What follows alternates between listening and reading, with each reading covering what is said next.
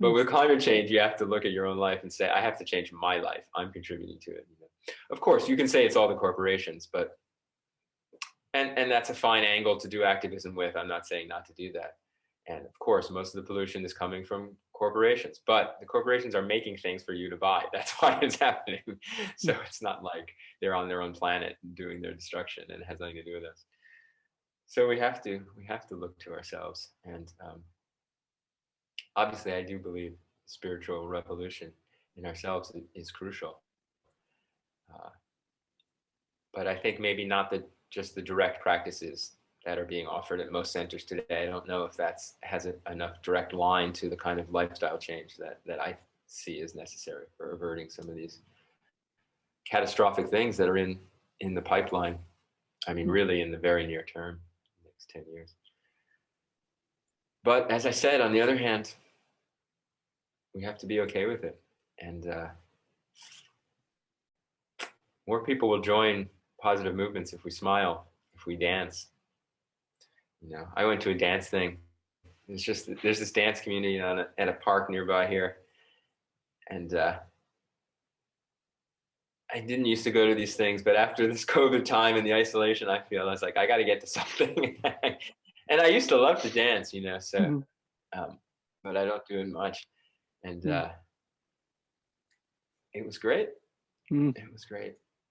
There's some great quote from some activist. Is it Emma Goldman or something that if you can't dance, I don't want to be part of your revolution, something like that. Anyway, I think that's true. You have to dance, and your dance might be sitting practice and Tai Chi or whatever, but it might be good to actually include some dancing too. I'm all about the sitting dance is a beautiful practice that I happen to love, but you got to balance the silence and the stillness with some noise and some music and some moving too, I think. Definitely community. I mean, there's beautiful times to be alone when you're feeling strength with that.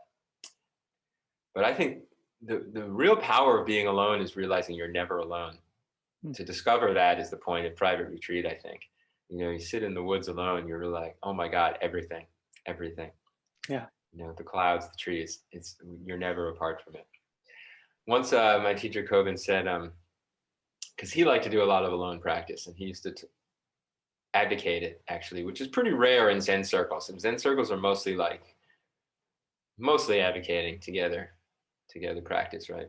It's a Chinese cultural thing.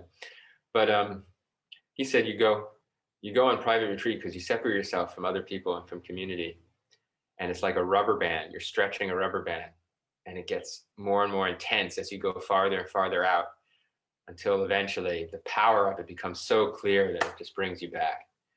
And that power is love. It's really to clarify love that you go away, not to get away from people. You know? I mean, you know, it's fine to get away from the distraction temporarily, but it's all about our belonging ultimately, and that's what our heart wants, and really making that clear. And I think we have to work on that our whole lives, as long as we're in these apparently appearing separate bodies. That clarifies a lot for me. I've been feeling really called to dance recently in the last months, and I'm like, oh, now I know why. So thank you for that.